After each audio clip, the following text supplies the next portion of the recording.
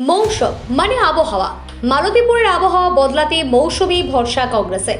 নির্বাচন যত এগিয়ে আসছে, প্রার্থীদের নিজের এলাকায় ভোট প্রচারে চলছে তৎপরভাবে।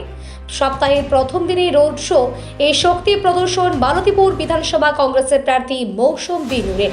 সোমবার সকাল সকাল দলীয় কর্মী সমর্থকদের নিয়ে মালতীপুর বিধানসভার পীরগঞ্জ অঞ্চলে বরকল থেকে রোড শো শুরু করেন।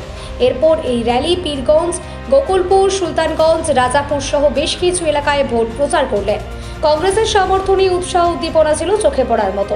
মৌসুম নূর হুড খোলা গাড়িতে পুরো এলাকা চষে বেড়ান। এমনকি এই হুড খোলা গাড়ি থেকেই করজোড়ে ভোট ভিক্ষা করতে দেখা গেল তাকে। মালতীপুর বিধানসভা রতুয়ার 2 নম্বর ব্লকে পীরগঞ্জ এবং মহারাজপুর অঞ্চলের আজকে রোড শো আছে এবং কর্মীদের মধ্যে অনেক উচ্ছ্বাস। প্রচুর কর্মীরা এসছেন, আমরা যতগুলো প্ল্যানিং করে নিই তার থেকে বেশি কর্মীরা এগিয়ে এসছেন। খুব ভালো রেসপন্স, মানুষ এগিয়ে আসছেন, তাদের দোয়া, আশীর্বাদ, ভালোবাসা পাচ্ছি এবং এটা আমাদের মনোবলকে আরো মজবুত করছে, আরো কনফিডেন্স দিচ্ছে যে মালতীপুরের রেজাল্ট আমাদের খুব ভালো হবে। আমরা প্রচুর ভোটে মানুষের দোয়া, আশীর্বাদ নিয়ে জিতবো। এই যে মালদা বিধানসভা তৃণমূলের গড় ছিল, সেখানে আপনি প্রত্যাবর্তন করছেন, সেখানে কিভাবে মোকাবিলা করবেন? মালদার মাটি কংগ্রেসের মাটি। আপনারা দেখেছেন দীর্ঘদিন ধরে এখানে কংগ্রেস স্ট্রং। এখানকার মানুষদেরকে প্রচুর কেস দেওয়া হয়, ভয় দেখানো হয়, থ্রেট করা হয়, তবুও তারা কংগ্রেস করছে। তারা কাউকে দেখে ভয় করে না এবং সেটাই আমাদের মনোবলকে বাড়ায়। এখানে তারা নিঃস্বার্থভাবে কংগ্রেস করছে এবং তারা চান যে এলাকার উন্নয়ন হোক। এবং যখন যখন কংগ্রেস ক্ষমতায় ছিল, যখন আমরা সরকারে ছিলাম, সেন্ট্রাল গভর্নমেন্টেও ছিলাম, প্রচুর কাজ হয়েছে। আমি যখন সাংসদ ছিলাম প্রচুর কাজ করার চেষ্টা করেছি।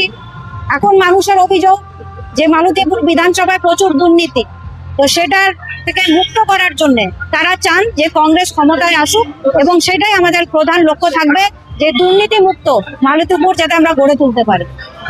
মুখ্যমন্ত্রী এতগুলো উন্নয়ন, এতগুলো কথা নিয়ে মানুষের কাছে যাচ্ছে, তারপর কিছু করতে পারেনি এই মুহূর্তে, তাহলে কি বার্তা নিয়ে? দেখুন, মুখ্যমন্ত্রী, রাজ্য সরকার ক্ষমতায় ছিল, কিছু নতুন স্কিম তারা অবশ্যই করেছে, কিন্তু তার সাথে সাথে এত বেশি দুর্নীতি আছে, মানুষ কোনো স্কিম নিতে যায় তাদেরকে প্রচুর টাকা দিতে হয়। তো সেটা নিয়ে মানুষের মধ্যে প্রচুর ক্ষোভও আছে। কিন্তু কংগ্রেস যখন ক্ষমতায় ছিল তখন এসব কিছুই ছিল না। তাই মানুষ কংগ্রেসমুখী হয়ে আছেন এবং কংগ্রেস কখনো ধর্ম নিয়ে রাজনীতি করে না। আজকে তৃণমূল এবং বিজেপি ধর্ম নিয়ে রাজনীতি করছে, সেটা মানুষ ভালোভাবে নিচ্ছেন। শাসক দল অর্থাৎ প্রতিগুলো অভিযোগ করছে যে মৌসুম যদি মালতীপুর বিধানসভায় যেতে। বলেছি আমি শাসক দল ছেড়ে কংগ্রেসে জয়েন করেছি এবং মনে মনে শপথ নিয়ে এসেছি যে যতদিন বাঁচবো, আমি অন রেকর্ড বলছি, এই ভিডিও আপনারা পরেও আমাকে দেখাতে পারেন, পাবলিককেও দেখাতে পারেন, যতদিন বাঁচবো কংগ্রেসই করে যাব। জীবনে হার জিত লেগে থাকবে, কিন্তু কংগ্রেস আমার শেষ কথা, কংগ্রেসই করে যাব। আমি কংগ্রেস পরিবারের মেয়ে, সারা জীবন আমি একটা ভুল করেছিলাম, ভুলকে সংশোধন করে আমি কংগ্রেস করছি, করে যাব। লড়াই কেমন হবে? দেখুন, আমি কোনো লড়াইকে সহজ মনে করি না। আমাদের কর্মীরা দিন রাত পরিশ্রম করছেন, ওনাদের দেখে আমি ইন্সপায়ার্ড, আমিও পরিশ্রম করছি এবং আমরা আশাবাদী কংগ্রেসের রেজাল্ট খুব ভালো হবে। মূল প্রতিদ্বন্দ্বী কাকে মনে হচ্ছে? আমাদের মূল প্রতিদ্বন্দ্বী সব জায়গাতেই বিজেপি, কিন্তু এখানে যেহেতু তৃণমূলের সিটিং এমএলএ আছে, ওনার বিরুদ্ধে লড়াই, তাই আমরা লড়াই ময়দানে আছি, কাজ করছি। বাকিটা মানুষের হাতে, মানুষের আস্থা, ভরসা আমরা রাখতে পারবো, এই ভরসা আমাদেরও আছে।